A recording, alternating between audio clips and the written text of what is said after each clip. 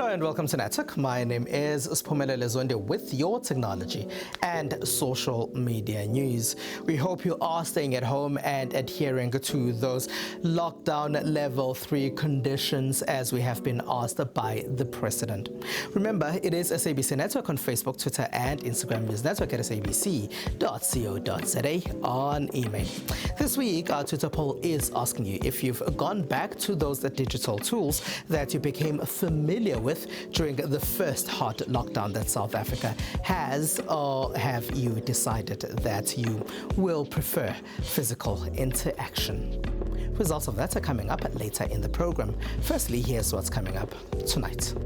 We find out a bit more about 5G and whether we should really worry about 5G as those conspiracy theories have come back again online.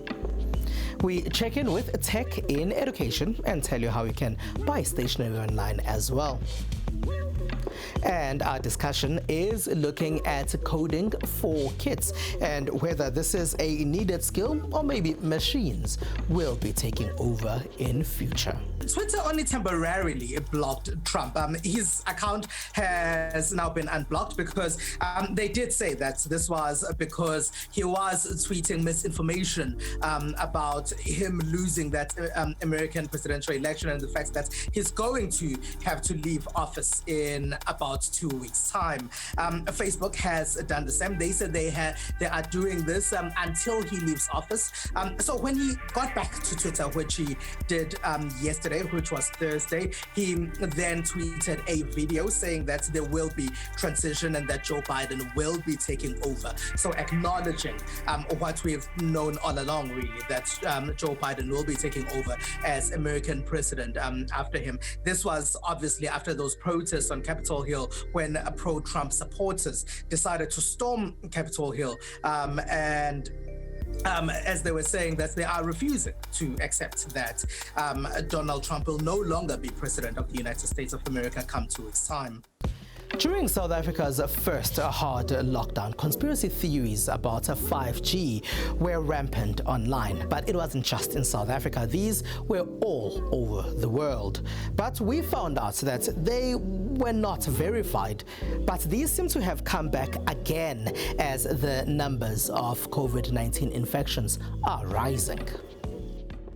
President Cyril Ramaphosa mentioned a smart city being built in Lanseria in Gauteng. The high-tech city will require machines to communicate with machines at high speeds that can only be provided by 5G. Thabo Mhlongo's Ishnana Holdings has been involved in some of the work going on there. To have a smart city 24 hours, it's something that is very important, so that people are able to access technology better, within their homes, within their stores, within walking in the street. 5G will be needed for autonomous vehicles to function properly.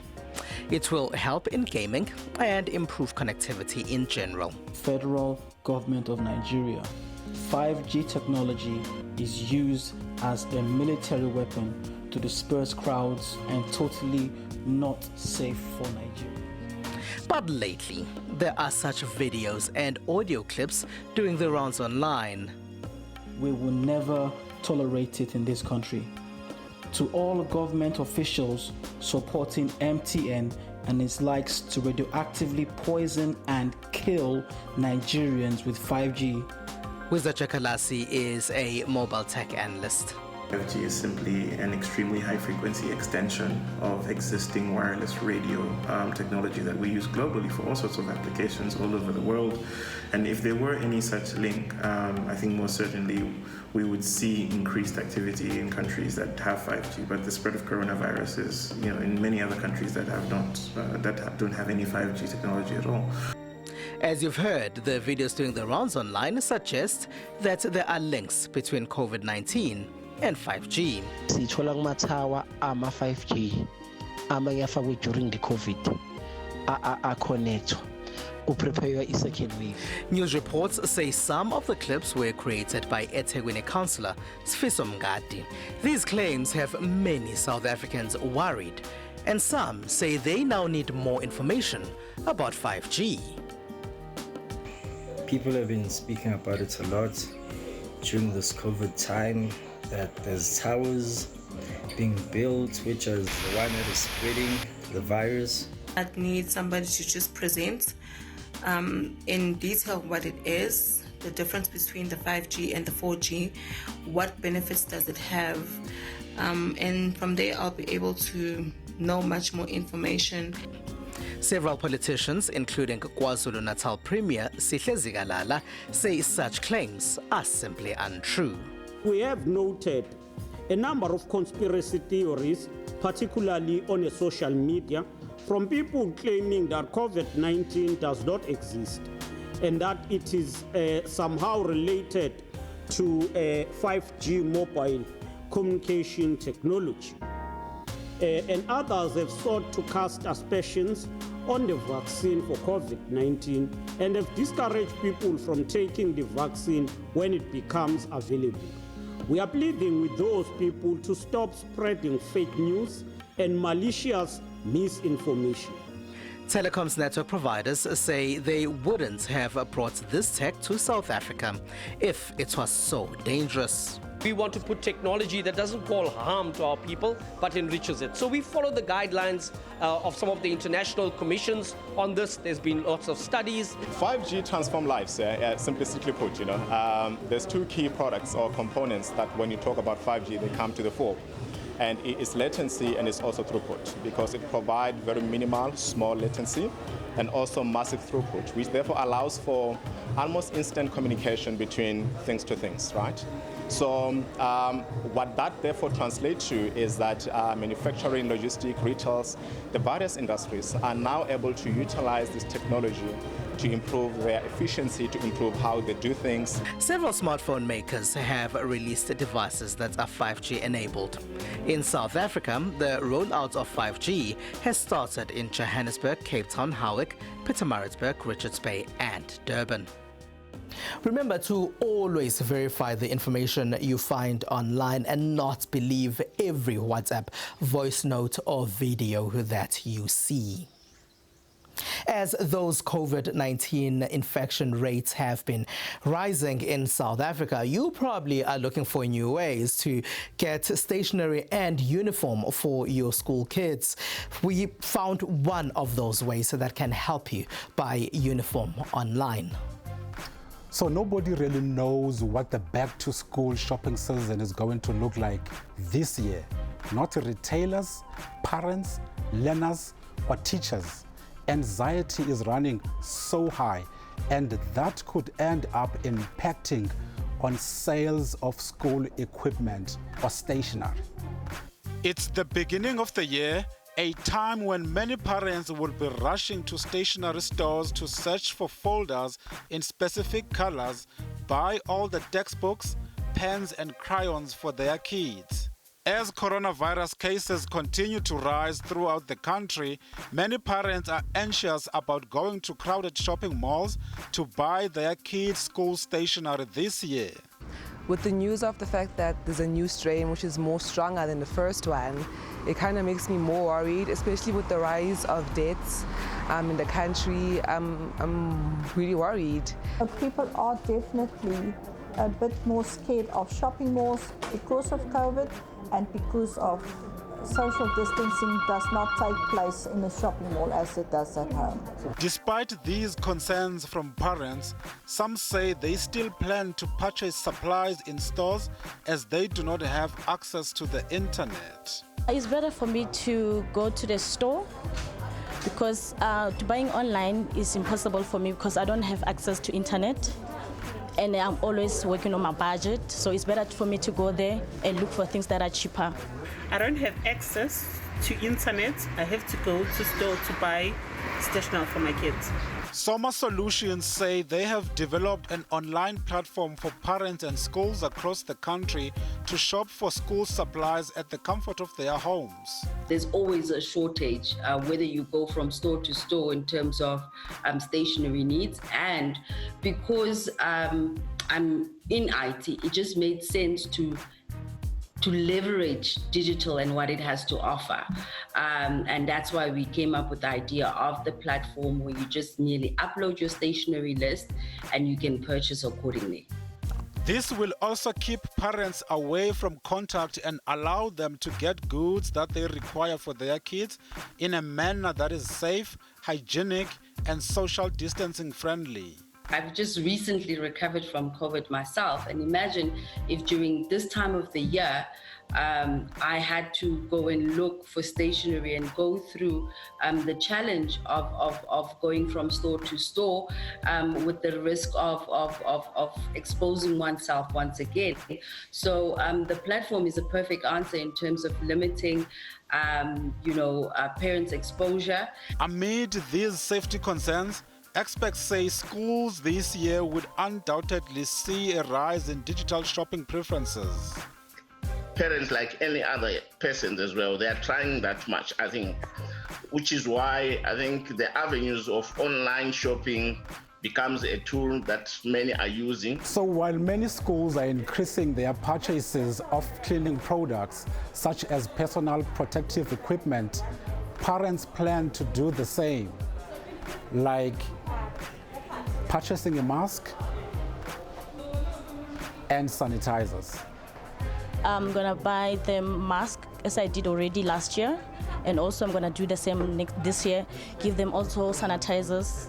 In a school bag, I used to have a mask, sanitizer, so I think I'm just gonna continue with that same, procedure that I was going with last year.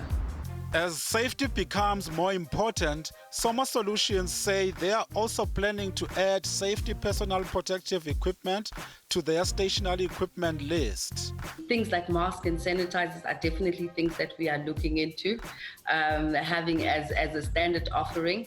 And one of the things we are toying with is like a bite-sized sanitizer, the small sanitizer bottles for the kids. Those in the industry say spending on school tech accessories is expected to increase this school year, showing how everyone is transitioning to an e-learning environment.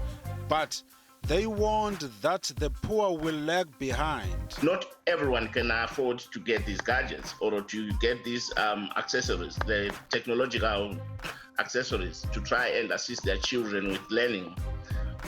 There is still a gap for the physical, for the books and other physical educational material that is required. As many parents and schools will be buying tech accessories, laptops and tablets are becoming a target of choice for thieves all over the country. And according to the Department of Education, this undermines efforts to bridge the digital gap. As the Department of Education, we are quite dismayed about the incident of criminality which occurred in one of our schools in the Vaal. They broke into the school and actually stole the entire equipment. That is the equipment that was launched actually recently, I think around September in 2020. Donors of these gadgets urge the school to work with the community and other stakeholders to avoid break-ins and thefts. The communities protect their resource. If you don't bring the communities on board, we start to see real issues. We saw a few incidents during lockdown, but predominantly we've had great success, and it really is because we sit with the learners, the parents, and the communities as a whole. So whether classes are virtual or not, back to school season is in full swing, meaning it's time for us parents to stock up these items here. We will keep on checking what can make things easier for you to buy stuff online so you don't have to be in crowded shops. All right, every year at the beginning of the year, there are various events that help us know what we will be getting in the technology space during that year. Samsung has told us what they will be releasing this year. Remember that they are pitted against Huawei, and they are said that they are going to be taking over from Huawei as a popular smartphone brand because of Huawei's problems in America, and as a result of that, there are problems with Google and with Android. Electronics giant Samsung has ushered in the new year by giving consumers a first look into some of their product offerings for 2021, which included a range of smart screens. A launch such as this proves that tech brands are not deterred by this pandemic and will continue to be innovative. All of these companies have to keep their businesses going. And they've now had nearly a year to actually apply themselves in their minds to understand what are the products that are actually required by the public, what are the things that should be coming, where's the innovation happening right now. Uncertainties caused by the COVID-19 pandemic has seen markets dwindling, especially with yesteryear's hard lockdowns that saw a drop in shipment and sales of devices. Having gone through this rocky road, have brands learned their lessons and are adapting to the new normal? We're still in territory that lacks significant understanding. So I don't even think that a lot of these big organizations are sitting at the point where they go, we're absolutely comfortable, we understand the trajectory and we're following the trajectory. I think it's really a case right now of testing out and trying it out and seeing what works. And this is what you're seeing right now. It's a case of we don't know what to do, but we need momentum. As the tech industry eagerly awaits some great innovations to be revealed at one of the world's biggest tech events, the Consumer Electronics Show, many wonder if Huawei can reclaim its #1 spot from Samsung after exiting the Google Android operating system. What you're going to see is you're going to see still quite a bit of struggle for Huawei right now, because what Huawei has been able to do really, really well is establish that they've got fantastic hardware. So they can offer you fantastic cameras, just a fantastic device overall. So they now have two jobs here. One is to continue the education for consumers in terms of the innovation that's happening in the hardware, but also now to build trust in the fact that the hardware and the new operating system work so well together that they're not going to miss the Android ecosystem. Samsung held their first look virtual launch as prelude to their Galaxy Unpacked event that is set to take place in January 14th, 2021. When reached for comment, Samsung South Africa said that they could not say anything at this stage. It is SABC Network on Facebook, Twitter, and Instagram. News Network at sabc.co.za on email. After the break, let's have a conversation about coding specifically for children.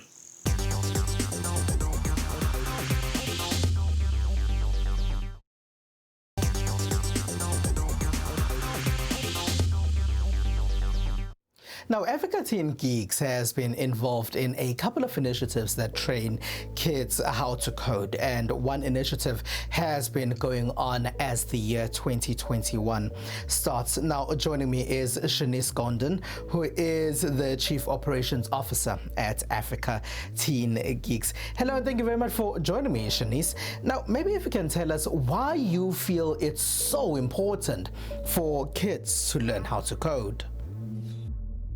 There are many reasons why kids should learn to code. Currently, South Africa is experiencing a critical digital skills gap. Children are not equipped with the right skills for the fourth industrial revolution and the future of work. Coding is the foundation to develop these skills.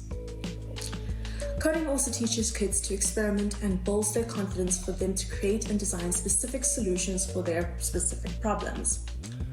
We want to inspire the next generation of African tech innovators who solve for African problems. There's also nothing quite like the feeling of knowing you've created something yourself. Coding is an easy way to learn while having fun, and by its very nature, it helps children build other skills in different areas. Now, apart from the skill of coding itself, how does one use it in life in general? Learning how to code develops skills far beyond that of a computer screen. Other skills that are developed include creativity, problem solving, critical thinking, and abstraction. Learning how to code has proven to improve overall academic performance, particularly in maths, because these skills are so transferable. Coding is also a universal language that transcends borders. An understanding of technology is going to be critical for the future, not only in the tech industry, but in industries other than tech, financial services, mining, in pretty much every industry. It's going to be essential to understand some part of technology. Shanice, maybe if you can briefly tell us about your program. Africa Teen Geeks is running a online coding and robotics program from the 4th to the 22nd of January. This program was born from the STEM Digital School, which was created in response to the COVID-19 pandemic and the request from President Cyril Ramaphosa to keep teaching and learning going down during the lockdown. Coding and robotics was the topic that we started teaching in, and this program narrows down all the topics for grades R to 12 in an easy manner to learn. When we started out this program, we had volunteers primarily teaching kids. Now we have professional teachers that are teaching kids. It is free for parents to register, and you can register on the Masora website, and it will be available. It is 0 rated, so you will be able to access these videos for free. There's another component of the school that we have, which is a motivational section where we've got prominent figures in the technology world, such as people like Dr. Marion Croak, who own the patent for voice over IP, and she acts as a prominent figure to show girls and children, particularly children of color, what is possible. It's showing the art. It's making kids believe they could be more than a DJ or a sports star. Suddenly they want to become inventors. They want to become doctors. These are the things that we want to show, the art of what is possible. It's been going on for a couple of days now. Can those that have missed it still catch up? Kids are able to join classes daily live with different instructors per their grade or their age group. However, all videos will be stored on the Masora platform and on our YouTube channel, Africa Teen Geeks, for all future reference. And will you continue into the future? We definitely have plans to continue working in the future. Africa Teen Geeks has been growing throughout this year. Just the first day has shown a positive response, so clearly parents and children alike are finding the school valuable, and we'd love to expand this to be something that is more than just a short program. All right, Shanice Gondon, who is the Chief Operations Officer at Africa Teen Geeks, thank you very much for being a part of our network.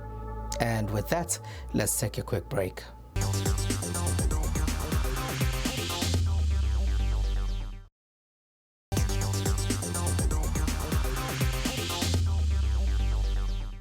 SABC Network on Facebook, Twitter, and Instagram. Welcome back. Here's what else took place in the rest of the world in the tech space. Facebook Inc. on January 6th temporarily locked the account of U.S. President Donald Trump as tech giants scrambled to crack down on his baseless claims about the U.S. presidential elections amid riots at the U.S. Capitol. Facebook tweeted it would block Trump's page from posting for 24 hours due to 2 policy violations. And now in China. Alibaba founder Jack Ma's absence from public view in the past 2 months, including missing the final episode of a TV show on which he was to appear as a judge, has fueled social media speculation over his whereabouts amid a Chinese regulatory clampdown on his expansive business empire.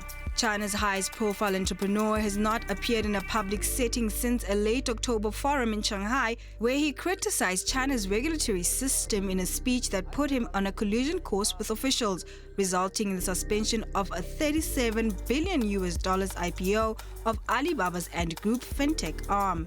And now in the USA.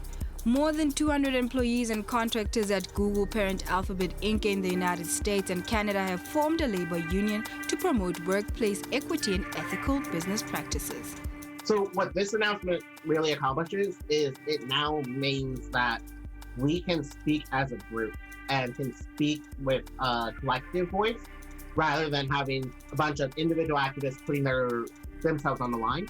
We can, from now on, really establish a meaningful way of having a back and forth with the different execs. That isn't just execs responding to each complaint of each individual employee, but where we can actually collect up the different opinions of different employees, pull them together into a plan.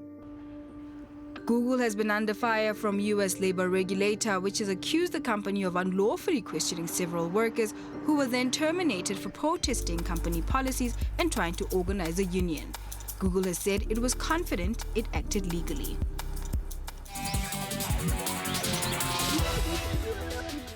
As we've been asked to keep ourselves in check and indoors again because we are on level 3 and those COVID-19 numbers are going up. This week, our Twitter poll is asking you if you have reverted back to those technologies that you became familiar with during South Africa's first hard lockdown.